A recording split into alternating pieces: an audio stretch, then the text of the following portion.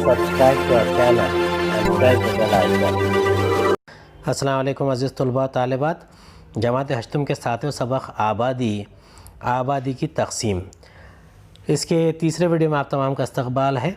आज हम देखेंगे रिहाइश के लिहाज से आबादी की तक़सीम। रिहाइश के लिहाज से किसी आबादी को दो ग्रोह में शहरी आबादी और दीही आबादी में तक़सीम किया जाता है।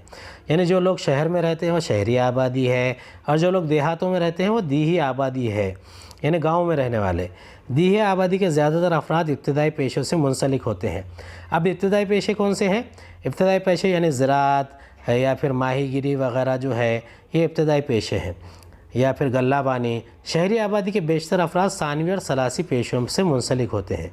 सानवी शोबे यानी जिसमें ज़्यादातर अफराद कहाँ पर रहते हैं? शहरों में रहते हैं, लेकिन वो जो काम करते हैं वो ज़्यादातर काम सानवी किस्म के होते हैं, यानी चीज़ों को बनाना या फिर उसे फ़रोख्त करना। सलासी पेशे ये खिदमाती पेशे है, जहाँ पर खिदमत का जज्बा होता है या बड़े पैमाने पर चीज़ों का लेन देन होता है, उसे आप सलासी पेशे कह सकते हैं। खिदमत यानी कोई सर्विसेज करते हैं। दीही आबादी किसी इलाके की ग़िज़ाई अजनास पैदा करने वाली आबादी है, यानी जो गाँव की आबादी है वहाँ पर ज़्यादातर ग़िज़ाई अजनास पैदा की जाती है। और शहरी आबादी ग़िज़ाई अजनास के लिए दीही आबादी पर मुनहसर, यानी देहातों पर शहरी आबादी मुनहसर होती है। अब देखेंगे यहाँ पर एक जदवल दिया गया है मुल्क का, और उसकी ख्वानगी का फ़ीसद भी दिया गया है। अब अर्जेंटीना यहाँ पर 98.1% लोग पढ़े लिखे हैं, ख्वानदा है। ब्राज़ील 92.6, भारत 72.1, चीन 96.4, बांग्लादेश 61.5, पाकिस्तान 56.4, ईरान 86.8 और अफ़गानिस्तान 38.1। ये हवालाजात आदाद व शुमार 2010 की सेंसस से लिए गए हैं। अब देखते हैं कि एक गांव का यहाँ पर नक्शा दिया गया है सफ़ा नंबर 41 पर। अब इसके ज़मीन के इस्तेमाल में होने वाली तब्दीली किस वजह से हुई होंगी? अब यहाँ पर जो ज़मीन पर होने वाली तब्दीली है उसका ज़िक्र किया गया है। किस किस्म की तब्दीली हो रही है? यानी यहाँ पर बताया जा रहा है कि किसी इलाक़े के ज़मीन के इस्तेमाल में होने वाली तब्दीली ये किस किस्म की हो रही है। अब हम समझते हैं ये तब्दीली किस किस्म की है, इस तब्दीली की वजह से क्या आबादी में भी तब्दीली वाक़ई होती है और उसकी कौन सी वजह है। देखिए, ज़ाहिर है कि यहाँ पर इन तमाम चीज़ों के लिए हम एक बहुत ही साफ़ आशारिया का इस्तेमाल करते हैं। यानी अगर आबादी की जो तक़सीम है उसमें मुकम्मल तौर से तब्दीली कब आएगी?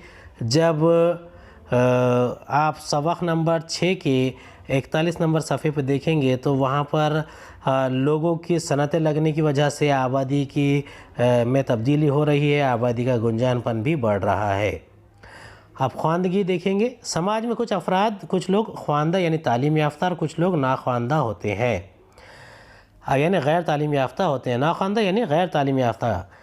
हमारे मुल्क में जिस शख्स को लिखना पढ़ना आता है इसे ख्वानदा माना जाता है। ख्वानदगी की तारीफ़ मुख्तलिफ़ ममालिक में मुख्तलिफ़ शक्ल में होती है, यानी ख्वानदगी का फ़ीसद किसी इलाक़े की आबादी में म्यार पर रोशनी डालता है। अब हमारे मुल्क का जो म्यार है वो कि जिसे भी पढ़ना लिखना है उसे पढ़ा लिखा समझा जाएगा, यानी ख्वानदा समझा जाएगा। 7 साल से ज़्यादा की उम्र वाली आबादी के अफराद को ख्वानदा और नौख्वानदा में तक़सीम किया जाता है। अब देखिए यहाँ पर एक बहुत ही साफ़ तरीक़े से बताया गया है कि 2 ग्रुप है। अब ये 2 ग्रुप में तक़सीम किया गया है, जो लोग पढ़ सकते हैं, जो लोग अनपढ़ हैं। अब जो लोग 7 साल से कम उम्र के हैं और जो लोग 7 साल से ज़्यादा उम्र के, 7 साल से कम उम्र के बच्चे होते हैं, उन्हें पढ़ना लिखने की कोई मामला ही नहीं होता, जबकि उससे बड़े अफराद को ख्वानदगी और नाख्वानदगी में तक़सीम किया जाता है। ख्वानदगी जैसे आमिल को किसी समाज के समाजी और माशी तरक्की का आशारिया समझा जाता है। यानी ये क्या है? ये माशी तरक्की का आशारिया है। यानी जहाँ पढ़े लिखे लोग होंगे तो वहाँ पर ज़ाहिर है कि माशी तरक्की भी तेज़ी से होगी, और यही वजह इंसानी तरक्की का आशारे के तौर पर देखी जाती है। अब ख़वानगी का तनासब ज़्यादा रखने वाला मुल्क समाजी और माशी लिहाज से तरक्की याफ्ता होता है। خواندگی کی وجہ سے ایک ملک ایک مہذب و ترقی یافتہ سماج وجود میں آتا ہے۔ اب یہ جو خواندگی ہے یہ ترقی کا نہ صرف ترقی کا اشاریہ ہے، اس سے مہذب اور ترقی یافتہ سماج بھی وجود میں آتا ہے۔ اس کی جغرافی وضاحت دیکھیں گے۔ نقل مکانی، نقل مکانی یعنی ایک جگہ سے دوسری جگہ ٹرانسفر ہو جانا، ایک جگہ سے دوسری جگہ چلے جانا۔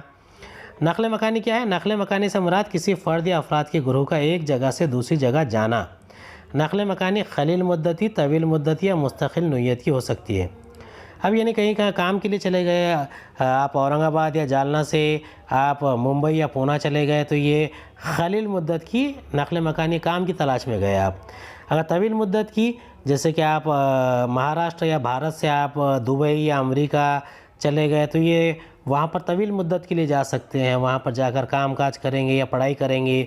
یا پھر مستقل نوعیت کی ہو سکتی ہے، یعنی کسی ایک جگہ سے دوسری جگہ جا کر بس جانا، جیسے عموماً لوگ کیا کرتے ہیں گاؤں سے شہروں میں جا کر بس جاتے ہیں، تو یہ مستقل نوعیت کی نقل مکانی ہوتی ہے۔ اب دوسری ایک اور چیز کیا ہے؟ شادی، تعلیم، کاروبار، تبادلہ، سیاحت، قدرتی آفات، جنگ وغیرہ کی وجہ سے لوگ نقل مکانی کرتے ہیں۔ اس کے بہت ساری چیزیں ہیں، یعنی لڑکی کی شادی ہو گئی اور لڑکی گاؤں سے شہر میں آ گئی تو اس کی مستقل نقل مکانی ہوگی۔ اگر کوئی تعلیم حاصل کرنے کے لیے گاؤں سے شہر آ گیا یا دوسرے شہر چلا گیا، یا کاروبار کے سلسلے میں کہیں جانا ہوا، تبادلہ ہوا سرکاری نوکری میں، یا گھومنے گئے، قدرتی آفات کی جنگ کی وجہ سے لوگ ایک جگہ سے دوسری جگہ جاتے ہیں، تو یہ بھی نقل مکانی ہے۔ نقل مکانی کو کئی اقسام میں تقسیم کیا جا سکتا ہے۔ لوگ جس علاقے سے نقل مکانی کرتے ہیں اس علاقے کی آبادی میں کمی واقع ہوتی ہے، یعنی گاؤں سے شہر میں آنے کی وجہ سے گاؤں کی آبادی کم ہوتی جاتی ہے، جس کی وجہ سے اس علاقے کی نفری قوت میں کمی محسوس ہوتی ہے۔ جس کے برعکس لوگ جس علاقے کی جانب نقل مکانی کرتے ہیں وہاں آبادی میں اضافہ ہوتا ہے، جیسے گاؤں سے لوگ شہروں کی طرف آتے ہیں تو شہروں کی آبادی بڑھتی ہے، گاؤں کی آبادی کم ہوتی ہے۔ اب عوامی خدمات کی سہولیات پر تناؤ بڑھ جاتا ہے، یعنی اگر فرض کیجیے کہ کسی علاقے میں ایک ڈاکٹر ہے اور پہلے وہاں کی آبادی صرف 5000 تھی تو لوگ 5000 لوگ آتے تھے، لیکن اچانک بڑھ کر 10,000 لوگ ہو گئے تو ڈاکٹر کے پاس آنے والے پیشنٹ کی بھی تعداد بڑھ جائے گی۔ نقل مکانی کی وجہ سے آبادی کے ساخت میں بھی تبدیلی واقع ہوتی ہے۔ اب یہ جدول دیکھیں گے، یہاں نقل مکانی کر کے آنے والی آبادی کا فیصد دیکھیں گے۔ ملک میں افغانستان میں یعنی 14% لوگ نقل مکانی کر کے آتے ہیں، زیادہ تر لوگ یہاں سے جاتے ہیں۔ برازیل میں 34%، کویت میں 62.11%، یعنی زیادہ تر علاقوں سے یہاں پر لوگ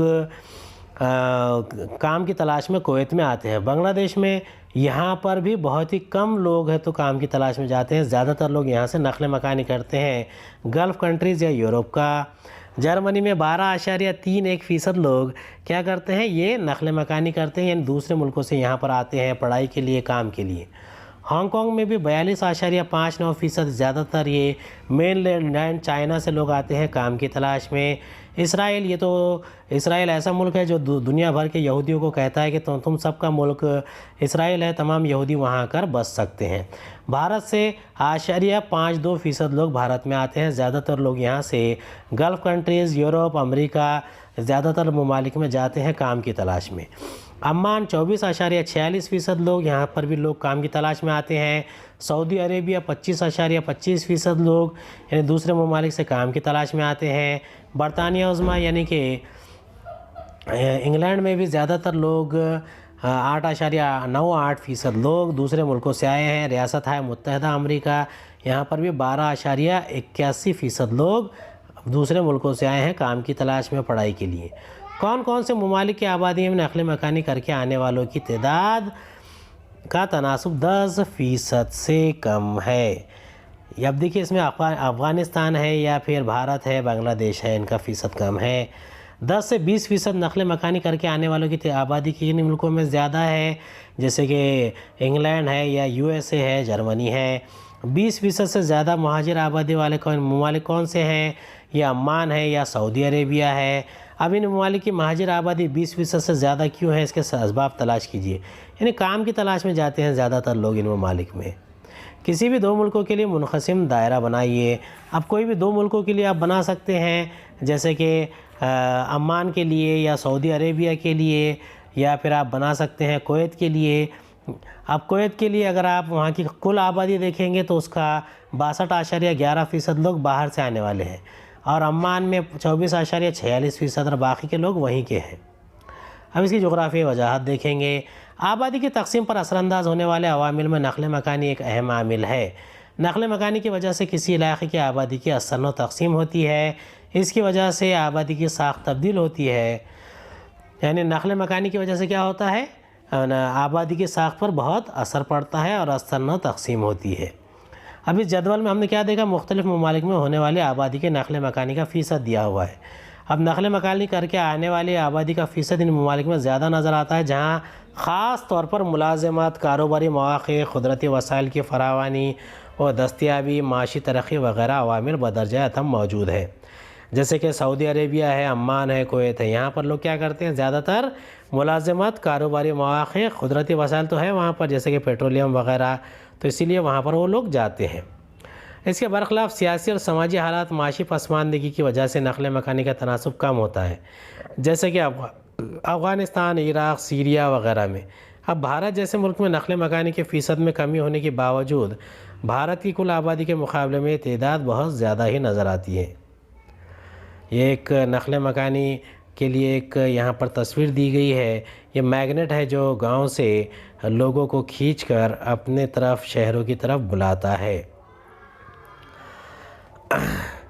بھارت میں مہاجر آبادی کا فیصد 0.52% ہے، یعنی بتائیے کہ بھارت میں نقل مکانی کر کے آنے والوں کی تعداد کتنی ہے۔ یعنی قریب یہ 135 کروڑ میں سے اگر 1% بھی پکڑا جائے تو یہ تقریباً 13 سے 15 لاکھ کے قریب پہنچ جاتا ہے، لیکن یہ 7 لاکھ کے قریب ہو سکتا ہے۔ 0.52% ہے، یعنی یہ 7 لاکھ کے قریب ہو سکتا ہے۔ اب درج ذیل مقامات پر کام کرنے والوں کو آپ کس نام سے پہچانتے ہیں؟ کھیت، کارخانہ، ہوٹل، دواخانہ، دکان، دفتر، اسکول، دفتر۔ کھیت کے یعنی کسان، کارخانہ مزدور، ہوٹل یعنی بیرا، ویٹر، مینیجر، دواخانہ ڈاکٹر، نرس، دکان سیلس مین، اسکول ٹیچر، کلرک، دفتر کلرک۔ یہ کام کرنے والے لوگوں کی عام طور پر عمر کی حد کیا ہوتی ہے؟ یہ ان کی حد ہے 15 سے 59 سال۔ ان کاموں کے بدلے میں انہیں کیا ملتا ہے؟ پیسہ ملتا ہے، سیوائیں ملتی ہے۔ ان کاموں کے لیے تعلیم کی ضرورت ہے، کچھ کے لیے ضرورت ہے جیسے کہ ڈاکٹر یا ٹیچر کے لیے یا پھر سیلس مین کے لیے، باقی کے لیے ضرورت نہیں ہوتی۔ کن کاموں کے لیے ہنرمندی کی ضرورت ہے؟ خاص طور پر کارخانوں میں کام کرنے کے لیے ہنرمندی کی ضرورت ہے۔ کون سے کام تعلیم اور ہنرمندی کے بغیر کیے جا سکتے ہیں؟ ہوٹل کا بیرا بن سکتے ہیں یا پھر کھیتی کی جا سکتی ہے۔ تعلیم اور ہنرمندی اور ملنے والے معاوضے کا تعلق بتائیے۔ آبادی ایک وسیلہ ہے۔ کسی بھی ملک کی معاشی، سماجی اور ثقافتی ترقی میں آبادی ایک اہم وسیلہ ہے، یعنی جہاں کی آبادی کا اگر ہم دیکھیں گے تو معاشی، سماجی اور ثقافتی ترقی میں بہت اہم کردار ادا کرتی ہے۔ لوگوں کی تعداد سے زیادہ ان کے معیار، قابلیت، یعنی لوگوں کی تعداد کتنی ہے اس کے علاوہ وہاں کا لوگوں کا معیار کتنا ہے، ان کی قابلیت کتنی ہے، مہارت کیسی ہے، وہی آبادی کی اور معاشی اشاریے کو فکس کرتا ہے۔ اب یہ مہارت کو اہمیت حاصل ہوتی ہے۔ خواندگی کا تناسب جنس، عمر کے گروہ کے ساتھ ساتھ صحت، تعلیمی معیار وغیرہ امور آبادی کو ایک اہم وسیلہ تسلیم کرتے وقت ملحوظ رکھے جاتے ہیں۔ آبادی ایک اہم وسیلہ، اس کی وجہ کیا ہے کہ اگر لوگوں کا پڑھے لکھے ہوں گے، خواندگی کا تناسب اچھا ہوگا، تناسب جنس یعنی عورتوں اور مردوں کی تعداد برابر ہوں گی، عمر کا گروہ یعنی کام کرنے والے لوگوں کی تعداد اچھی ہوں گی، ان کی صحت اچھی ہوں گی، پڑھے لکھے ہوں گے، تعلیمی معیار اچھا ہوگا، تو یہ وسیلہ سمجھا جاتا ہے ورنہ بوجھ ہے۔ آبادی کی قابلیت اور مہارت کے لحاظ سے ہنرمند اور غیر ہنرمند نفری قوت کی فراہمی ہوتی ہے، یعنی دونوں قسم کے لوگ ہیں، یا تو مزدور ہے یا پھر ہنرمند کوئی کاریگر ہے۔ اب یہاں پر ایک مثال دی گئی ہے صفحہ نمبر 42 پر، اور یہ مثال اس بات کی طرف اشارہ کر رہی ہے کہ شہری آبادی الف اور ب میں اضافہ ہوا ہے۔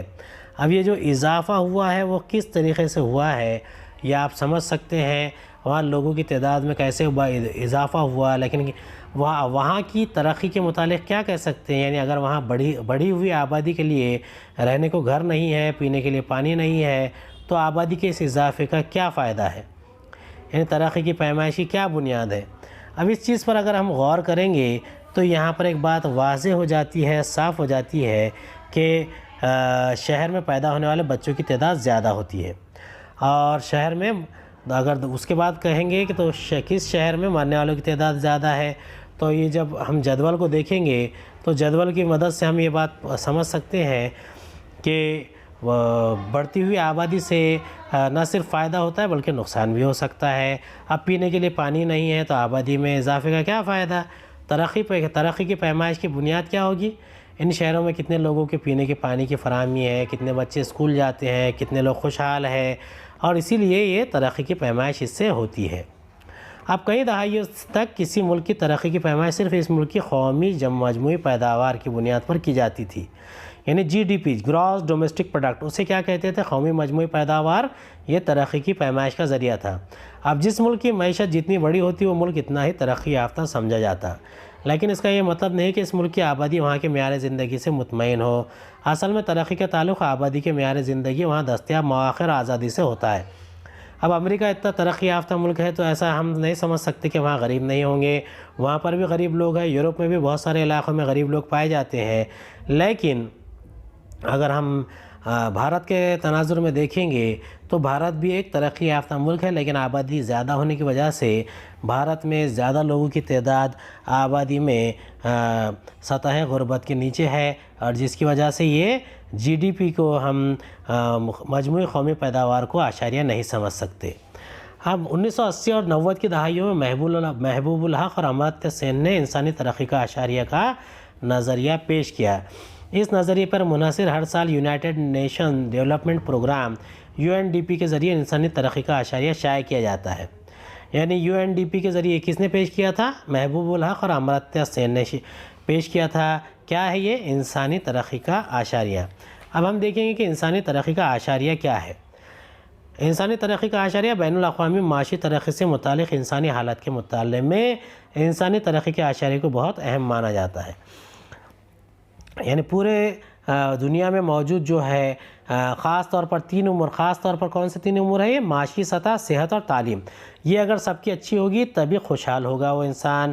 اب یہ نظریہ آج ہر طرف تسلیم کیا جانے لگا، یعنی پوری دنیا نے اسے قبول کر لیا ہے۔ یہ امرتیہ سین، یہ بھارت رتن بھی دیا جا چکا ہے، اور یہ نوبل لاریٹ ہے، انہیں نوبل انعام بھی مل چکا ہے۔ یہ نظریہ صرف فرد پر ہی نہیں بلکہ علاقے اور ملک پر بھی عائد ہوتا ہے۔ اب علاقائی ترقی کی پیمائش کے لیے انسانی ترقی کے اعشاریہ کو بطور پیمائشی اکائی استعمال کیا جانے لگا۔ یعنی پہلے کے مقابلے میں اب کیا کر رہے ہیں کہ بہت زیادہ ترقی یافتہ ملک کے انسانی ترقی کے اعشاریہ کی قدر 1 کے قریب ہوتی ہے، اس کے برعکس کم ترقی یافتہ ملک کی انسانی ترقی کے اعشاریہ کی قدر 0 کے قریب ہوتی ہے۔ تو یہ انسانی ترقی کے اعشاریہ پیمائش کی جا رہی ہے اکائی کے ذریعے۔ اب اس کو ہم اور بہتر طریقے سے کیسے سمجھ سکتے ہیں؟ تو یہاں پر ایک جدول دیا گیا ہے، اس میں انسانی ترقی کا جو ہیومن ڈیولپمنٹ انڈیکس HDI انسانی ترقی کا اعشاریہ وہ دیا گیا ہے۔ اب انسانی ترقی کا اعشاریہ کس مقام پر کون سے ملک ہے؟ 1 نمبر پر ناروے ہے، 2 نمبر پر آسٹریلیا، 3 نمبر پر سوئٹزرلینڈ، 4 نمبر پر جرمنی، 5 پر ڈنمارک، 16 پر برطانیہ، 17 پر جاپان، 73 پر سری لنکا، 79 پر برازیل، 90 پر چین، 119 پر جنوبی افریقہ، 131 پر بھارت، 132 پر بھوٹان، 147 پر پاکستان، 169 پر افغانستان۔ یہ نہایت ہی ادنا ہے۔ اس کے آگے نیچے جاتے ہیں تو 187 پر نائجر اور 188 پر سینٹرل افریقہ ریپبلک۔ بھارت جو ہے اوسط زمرے میں آتا ہے۔ اوسط معیار زندگی، معاشی پیمانہ، متوقع عمر، اوسط عمر، صحت، تعلیمی عرصہ یعنی تعلیم۔ اب یہ تمام چیزیں ترقی کے اعشاریہ ہے، انسانی ترقی کا اعشاریہ بتاتے ہیں، ہیومن ڈیولپمنٹ انڈیکس بتاتے ہیں۔ انسانی ترقی کے اعشاریہ کی قدر 0 سے 1 کے درمیان ہوتی ہے۔ خوب ترقی یافتہ ملک کی انسانی ترقی کا اعشاریہ 1 کے قریب ہوتا ہے، جبکہ ملکوں کی ترقی کی رفتار جیسے جیسے کم ہوتی جاتی ہے ویسے ویسے انسانی ترقی کے اعشاریہ کی قدر 1 سے کم ہوتی جاتی ہے۔ کسی ملک کی ترقی اگر بہت ہی کم ہوئی ہے تو یہ اعشاریہ 0 کے قریب ہوتا ہے۔ اب دیکھیے یہاں پر ایک نقشہ دیا گیا ہے، اس میں آبادی کا گنجان پن دکھایا گیا ہے۔ ممبئی اور تھانے میں بہت زیادہ آبادی ہے، اس کے علاوہ پونا، یہاں پر بھی بڑے پیمانے پر آبادی ہے، ناگپور، بھنڈارا، گوندیا۔ اب دوسرے جو علاقے ہیں یہاں پر آبادی کم ہے، جبکہ بیڑ، عثمان آباد، ہنگولی، واشم یہاں پر بہت ہی کم آبادی ہے، 100 افراد فی مربع کلومیٹر۔ اورنگ آباد میں 250 سے 500 افراد، جبکہ 500 سے 1000 اور 1000 سے اوپر افراد فی مربع کلومیٹر بھی ہے۔ اب یہاں پر یہ آبادی کا گنجان پن ہے، اسے سمجھیں گے